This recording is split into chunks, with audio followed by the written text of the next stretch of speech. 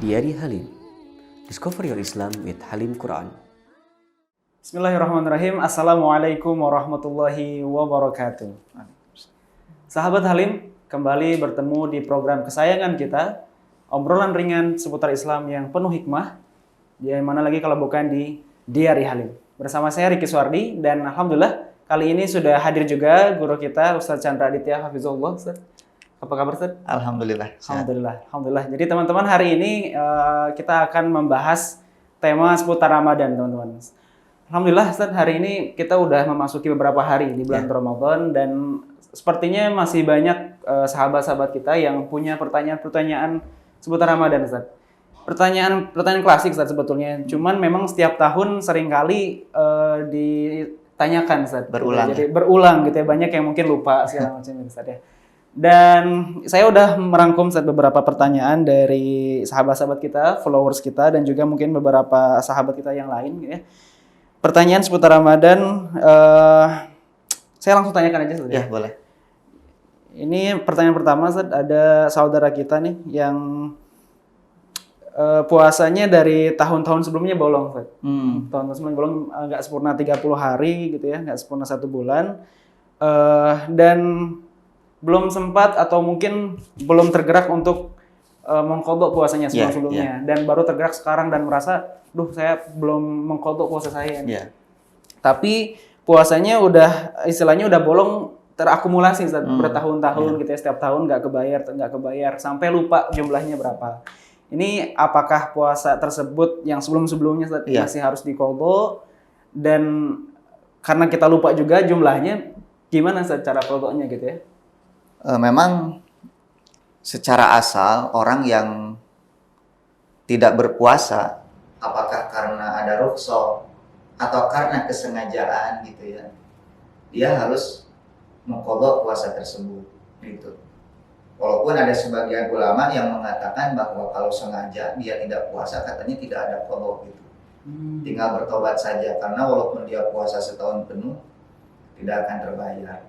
Tapi mayoritas ulama mengatakan bahwa orang yang tidak berpuasa, baik karena rukhsah maupun karena kesengajaan, dia harus membayar. Dan membayarnya tentu di luar bulan Ramadan, kan gitu ya. Betul. Fi ayamin ukhar, kan gitu, pada hari-hari yang lain. Nah, hanya memang nanti di sini ada perbedaan pendapat di antara ulama, apakah hanya membayar saja, qadha saja, atau harus dengan fidyah nanti. Kalau mayoritas ulama seperti Malikiyah, Syafi'iyah, kemudian Hanabilah, mereka memandang selain membayar qadha, membayar kafarat juga, fidyah gitu. Tapi kalau Hanafiyah hanya qadha saja. Nah, saya sebetulnya lebih cenderung gitu ya, lebih condong kepada pendapat Hanafiyah ini, hanya membayar qadha saja dan tidak membayar kafarat. Gitu. Karena dia tentu untuk membayar kafarat itu harus ada dalil yang lain ya. Seperti misalnya berhubungan suami istri di siang hari, selain qadha bayar kafarat, karena memang jelas dalilnya. Nah, yang mengharuskan membayar kafarat itu mengkiaskan dengan berhubungan suami istri di siang hari. Gitu. Tapi di sini kasusnya kan berbeda, gitu ya. Ini karena jima, ini karena makan saja, tidak puasa gitu kan, dia makan. Nah, jadi saya sarankan kepada yang bertanya ini untuk mengqadhanya di luar bulan Ramadan tentunya. Adapun nanti masalah jumlahnya gitu ya, memang ini diperkirakan saja. Kira-kira berapa lama dia tidak puasa, hitung saja bulan Ramadannya ketika itu. Misalnya kalau dia ingat-ingat lupa nih antara 11 atau 10, maka ambil yang paling kecilnya, misalnya 10-nya saja. Karena itu kan yang paling Yang paling yakin gitu. Seperti kita lupa di dalam rakaat salat ya. Ini 4 atau 3, maka kita ambil yang yakin yang 3-nya. Jadi diperkirakan sajalah. Karena sulit juga ya kalau memastikan, apalagi bertahun-tahun. Ya tinggal perkiraan, bagaimana lagi. Kalaupun memang misalnya ada yang tidak terbayar, ya tinggal bertobat saja kepada Allah Subhanahu wa Ta'ala. Ini jadi pelajaran ini. Ini jadi pelajaran. Jangankan yang sengaja seperti itu ya, yang kadang-kadang orang memang karena ada rukhsah gitu kan, ada rukhsah, kemudian dia tidak secara langsung membayarnya di bulan pada bulan-bulan berikutnya, sampai datang Ramadan berikutnya itu berdosa itu. Gitu. Jadi terakumulasi dan itu membebani dirinya sendiri kan sebetulnya kan. Yang seharusnya terbayar ketika tahun itu malah ditunda masuk tahun berikutnya. Itu. Dan cara membayarnya kalau misalnya sanggup untuk berturut-turut silahkan gitu. Tapi kayaknya kalau sudah bertahun-tahun kan akan berat ya. Maka di dalam membayar qadha puasa itu bisa dengan cara dicicil. Gitu, tidak sekaligus supaya tidak memberatkan gitu ya. Misalnya setiap bulannya mencicil berapa kali. Gitu. Itu menjadi hutang dia kepada Allah Subhanahu wa taala yang harus dia bayar. Gitu ya. Wallahu a'lam bishawab. Artinya memang yang mungkin sahabat juga yang punya masalah yang sama gitu ya. Iya. Itu diakumulasikan mungkin Iya. berarti dikira-kira ya. Iya, Misalnya perkiraan tahun saja. kemarin dan tahun kemarin misalnya berapa, tahun berikutnya berapa Iya. gitu ya, tahun sebelumnya berapa. Kemudian dibayarkan sesuai Dibayar. dengan keyakinan setelah diperkirakan kira-kira berapa yang diyakini gitu ya. Iya. Khair. Wallahu a'lam bishawab. Oke, Ustaz, berikutnya Ustaz ada pertanyaan dari sahabat kita juga. Ini mengenai khatam Al-Qur'an Ustaz. Iya. Karena kita kan di bulan Ramadan, Syahrul Qur'an Iya, gitu ya. betul. Dan pertanyaan Ustaz, apakah termasuk khatam Ustaz kalau kita menyelesaikan bacaan kita 30 juz gitu ya. Tapi pakai handphone Ustaz. Jadi pakai iya. handphone gitu, nggak fisik Al-Qur'an. Karena zaman handphone sekarang. Iya, gitu jadi handphonenya disimpan di Qur'an Ustaz. Itu kayak gimana Ustaz? Sebetulnya kan khatam itu artinya dia membaca dari Al-Fatihah sampai An-Nas. Terlepas apakah dia membacanya mau dari mushaf, atau dari hafalannya, atau dari gadgetnya. Selama dia membaca dari Al-Fatihah sampai An-Nas, maka disebut khatam. Okay. Cuma memang para ulama mengatakan orang yang membaca Al-Quran dari mushaf itu lebih utama ketimbang membaca dari hafalan, apalagi dari gadgetnya. Gitu. Karena di dalam Islam, mushaf itu seperti ini memiliki kekhususan, keutamaan secara khusus. Gitu ya. Makanya orang boleh membaca Al-Quran dari hafalan atau dari gadget HP walaupun dia tidak memiliki wudhu. Tapi ketika dia mau memegang mushaf, itu harus dalam kondisi suci. Karena Nabi Shallallahu Alaihi Wasallam bersabda, la yamassu hadza al-Quran, la yamassu hadzal mushaf ila at-tahir. Tidak ada yang memegang mushaf ini, kata Nabi, Al-Quran ini kecuali orang yang suci. Dan Allah berfirman, la yamassuhu ilal mutahharun. Tidak ada yang memegang Al-Quran itu kecuali yang disucikan. Konteks ayat itu memang untuk Al-Quran di Lauhul Mahfud ya, para malaikat yang disucikan itu. Tapi tidak ada bedanya sebetulnya antara Quran yang ada di muka bumi ini dengan Quran yang ada di mana? Di Lauhul Mahfud. Kalau yang di Lauhul Mahfud tidak dipegang kecuali oleh malaikat yang disucikan, maka yang di bumi pun tidak boleh dipegang kecuali orang-orang yang suci dari hadas. Gitu ya, baik hadas besar maupun hadas kecil. Nah, dari situlah kita tahu kenapa mushaf itu memiliki kedudukan tertentu, kedudukan yang sangat tinggi di dalam agama kita. Sehingga orang yang membaca Quran dari mushaf itu, kata para ulama, lebih utama daripada yang membacanya dari hafalan atau dari gadget seperti itu. Ya, makanya silahkan Quran Halim ini dibeli gitu ya. Siap. Jadi iklan gitu. Oke, teman-teman, alhamdulillah ya. Jadi termasuk khatam ya tadi ya. Kalau Khatam. misalnya pakai handphone hanya saja tadi menggunakan mushaf secara fisik itu lebih utama. Lebih Ustaz. utama, Lebih ya. utama untuk khatam dengan menggunakan mushaf gitu ya. Baik, Ustadz, berikutnya ada pertanyaan masih dari sahabat kita.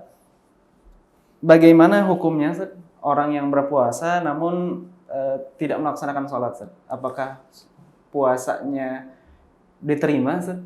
Itu seperti tubuh tak berkepala mungkin ya. Jadi gini, sholat itu kan rukun Islam yang kedua setelah syahadat. Bahkan di antara rukun Islam yang bisa membatalkan keislaman itu, pertama kalau syahadatnya batal, yang kedua ketika meninggalkan sholat. orang meninggalkan saum, meninggalkan zakat, meninggalkan haji selama bukan karena dorongan keingkaran, itu tidak batal keislamannya. Tapi orang yang tidak sholat, apapun alasannya, walaupun dia meyakini sholat itu wajib tapi tidak melaksanakannya, itu bisa batal keislamannya. Gitu. Makanya para ulama itu mengibaratkan sholat itu seperti wadah yang mewadahi amal-amal yang lainnya. Ketika wadahnya tidak ada, maka amal yang lain pun tidak akan terwadahi. Gitu. Jadi orang yang puasa tidak sholat, orang Sunda bilang capek gawe teka pake lah gitu. Karena sholat itu kan imaduddin. Dia itu tiangnya agama. Faman tarokaha faqad hadamadin. Barang siapa yang meninggalkannya, dia menghancurkan agama. Nabi mengatakan al-ahdu bainana wa bainahum as-shalah. Pembeda antara kita dengan mereka itu orang-orang kufarnya adalah sholat. Faman tarokaha faqad kafar. Barang siapa yang meninggalkan sholat, maka dia kafir. Nah ini aneh saya itu. Kok rukunnya itu loncat gitu ya? Dari syahadat langsung loncat ke saum gitu. Iya, ke puasa sholatnya dilewat. Tapi faktanya memang faktanya banyak saja. Memang mungkin karena puasa itu bareng-bareng saja, jadi kebawa gitu. Tapi untuk sholatnya kadang masih bolong-bolong. Ya boleh saja kalau seperti itu sholatnya berjamaah. Nah itu kan bareng-bareng juga. Tapi ini menunjukkan betapa memang sholat itu lebih berat daripada puasa. Betul. Sampai Musa ketika bertemu dengan Nabi di mana itu? Di Isra Mi'raj itu kan awal pertama diwajibkan kan 50 waktu. Kata Musa, umatmu nggak akan sanggup gitu. Sampai Allah mengurangi 5 waktu saja, Musa masih menyuruh Nabi untuk meminta pengurangan lagi. 5 waktu itu berat gitu ya. Illa alal khasyiin. Kan? Fa innaha lakabiratun. Sesungguhnya salat itu berat ila alal khasyiin, kecuali bagi orang-orang yang khusyuk. Alladzina yadhunnuna annahum mulaqu rabbihim wa annahum ilaihi raji'un. Gitu. Ini fakta gitu ya, bahwa salat itu yang hanya 5 menit itu lebih berat ketimbang puasa yang sampai 12 jam. Betul, Masya Allah. Baik, mudah-mudahan menjawab ya sahabat semua, dan kita masih ada beberapa pertanyaan, Ustaz. Ini dari sahabat kita, ini Masya Allah ini pertanyaannya. Mengenai ini, Ustaz. Jadi kalau misalnya di siang hari ini, sahabat kita ada yang mimpi basah, Ustaz. Aduh, lagi puasa ini, Ustaz. Ini pasti tidur siang, Ustaz. Para jomblo ini.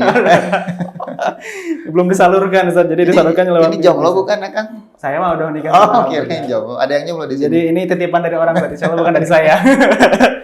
Khawatirnya dari kru di sini gitu. Oh, jangan-jangan memang benar dari kru nih. Ya dari ini sahabat kita ada yang mimpi basah katanya di siang bolong. Apakah hal tersebut jadi pembatal puasa? Tentu kan mimpi basah itu kan dunal ikhtiar, kata para ulama, itu di luar keinginan kita. Walaupun seringkali diharapkan sama para jomblo itu ya. Tapi kan itu di luar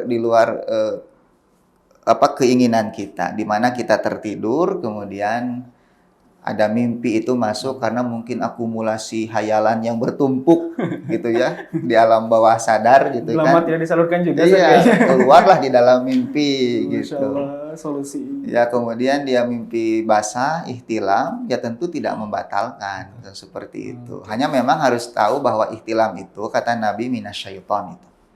Mimpi basah itu datangnya dari setan. Gitu ya. Iya makanya nikah cepetan gitu. Yang para jomblowati itu. Tuh, gitu sahabat semua. Solusinya nikah tadi ya. Harus solusinya nikah. Karena memang di satu sisi kata Nabi dari setan, tapi dari sisi kesehatan pun itu memang reaksi tubuh kita ya supaya tetap sehat. Karena kalau terus tersimpan kan bisa jadi penyakit. Betul. Maka dikeluarkan melalui mimpi basah itu. Makanya para nabi kan tidak ihtilam. Karena mimpinya Nabi itu kan wahyu ya. Oleh sebab itu Nabi tidak pernah mimpi basah seperti itu gitu ya. Jadi tenang sajalah, tidak membatalkan puasa. Ini jadi Ya. jadi ini juga tidak membatalkan puasa ya. Tapi memang pengetahuan baru juga sebenarnya. Barangkali mungkin kita baru tahu juga nih kalau ternyata mimpi tersebut tuh ternyata dari Iya, syaitan kata juga Nabi, Ustaz, ya. al-ihtilamu minasyaiton, kata Nabi. Kadang- Ihtilam itu setan. Kadang sebenarnya suka bahagia juga Ustaz, teman-teman gitu ya kalau ternyata harusnya beristighfar juga kita jangan-jangan Gitu ya. ketika mau tidur nggak baca doa dulu nih. Baik, berikutnya Ustaz, masih ada pertanyaan ya, dari sahabat kita. Apakah pahala kita berkurang Ustaz, apabila kita secara tidak sengaja melihat aurat Ustaz? Mungkin lagi scroll handphone atau mungkin lagi jalan di Iya, jalan ya. iya. Kadang Ustaz kan kita nggak bisa ngontrol ya. Ini bagaimana Ustaz? Apakah ketika kita melihat aurat secara tidak sengaja Ustaz, apakah itu mengurangi pahala puasa kita atau tidak? Ya, dalam hadis Nabi Shallallahu Alaihi Wasallam mengatakan Innallaha tajawaza an ummati al khata wa nisyan wa mastukrihu alaihi. Allah itu mengampuni dari umatku yang pertama al khata, kekeliruan, kesalahan, ketidaksengajaan, wa nisyan, lupa, wa mastukrihu alaihi, dan dosa yang dilakukan di bawah ancaman seperti itu. Jadi kalau ada orang misalnya scroll HP gitu ya, internet, kemudian dia naik angkot atau berjalan di jalan melihat aurat gitu ya, atau perempuan yang tidak berjilbab, itu tidak berdosa. Tapi dia akan menjadi berdosa dan mengulangi pahala kalau pandangan yang pertama itu diikuti pandangan berikutnya. Gitu ya. Dan jangan juga pandangan pertama terus Ngedip Ustaz biasanya katanya gitu Ustaz. kan ya. Bercandanya gitu Iya, Ustaz kan? biasanya. Ini kan pandangan pertama katanya, rezeki. Rezeki. Ada yang cantik, subhanallah. Ma khalaqta hadza batila. Kan Masya Allah. Katanya asal jangan ngedip Ustaz, katanya kan bilang gitu Ustaz. Aduh. Ia mensucikan Allah dengan mengotori dirinya sendiri. Ya tentu pahalanya berkurang. Gitu ya. Tapi kalau misalnya tidak sengaja dan langsung dipalingkan, itu artinya nggak menjadi masalah. Nggak mengerai pahala, tapi tidak membatalkan puasa juga, gitu ya. Secara fikih puasanya sah, gitu. Oke, teman-teman, ini kita masih ada satu pertanyaan juga, Ustaz. Iya. Satu pertanyaan terakhir, masih mengenai Ramadan.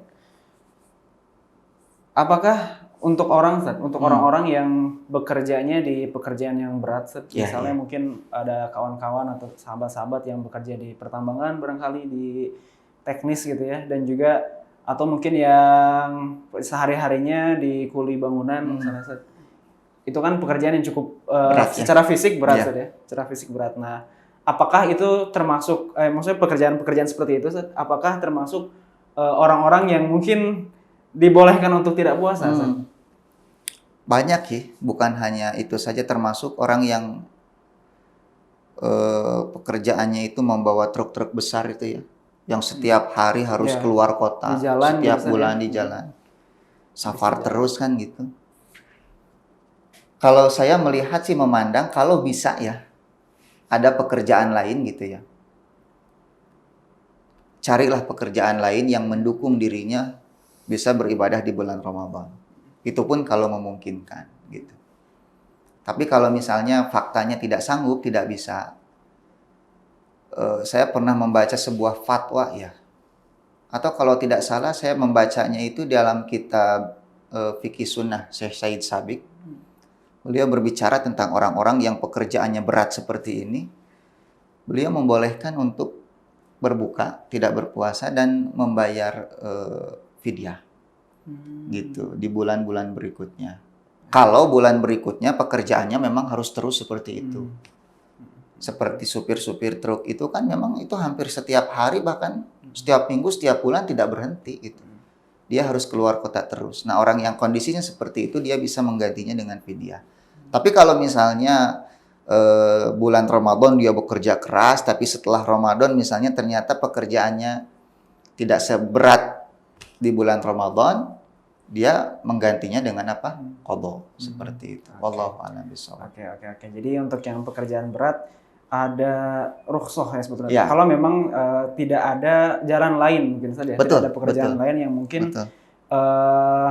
bisa menjadi opsi ya teman-teman, mungkin mencari rezeki dan lain sebagainya. Tapi kalau misalnya pekerjaannya di kontraktor tapi hanya sebagai akunting mungkin di meja ya jangan juga. Ini pekerjaan fisik yang istilahnya fisik ya, bentuk fisik yang berat gitu. Dan memang ada satu hadis Nabi Shallallahu Alaihi Wasallam mengatakan barang siapa yang meninggalkan sesuatu karena Allah, maka Allah akan menggantinya dengan yang lebih baik.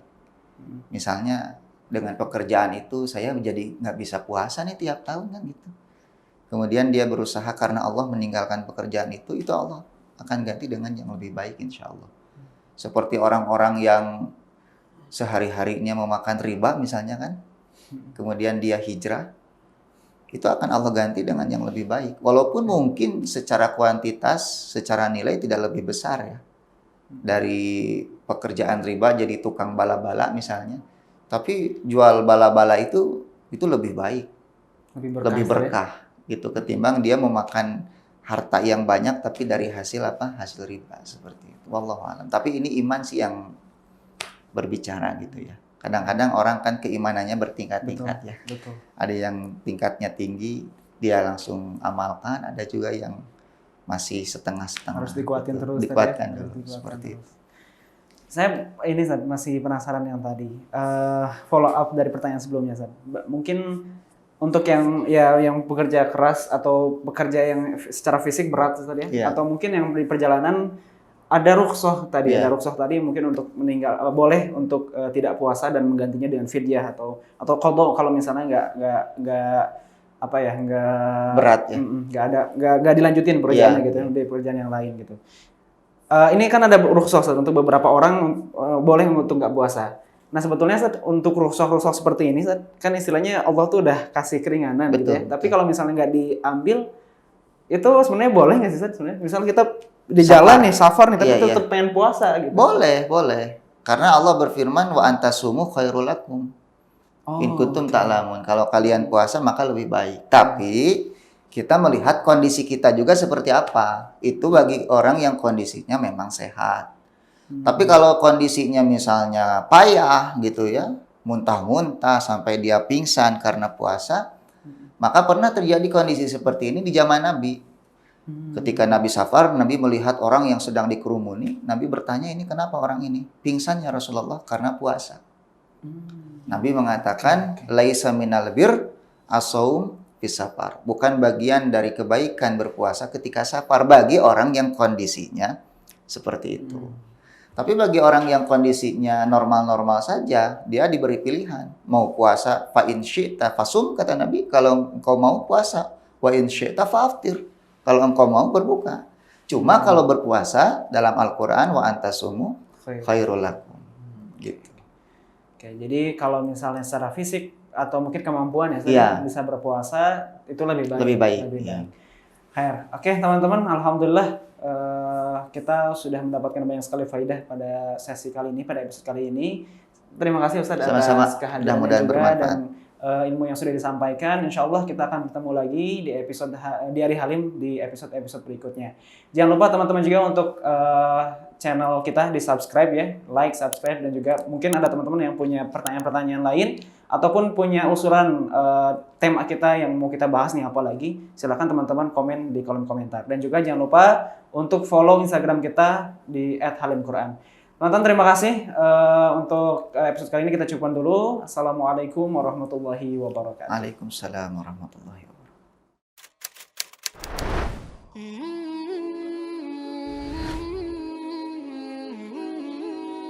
Diari Halim.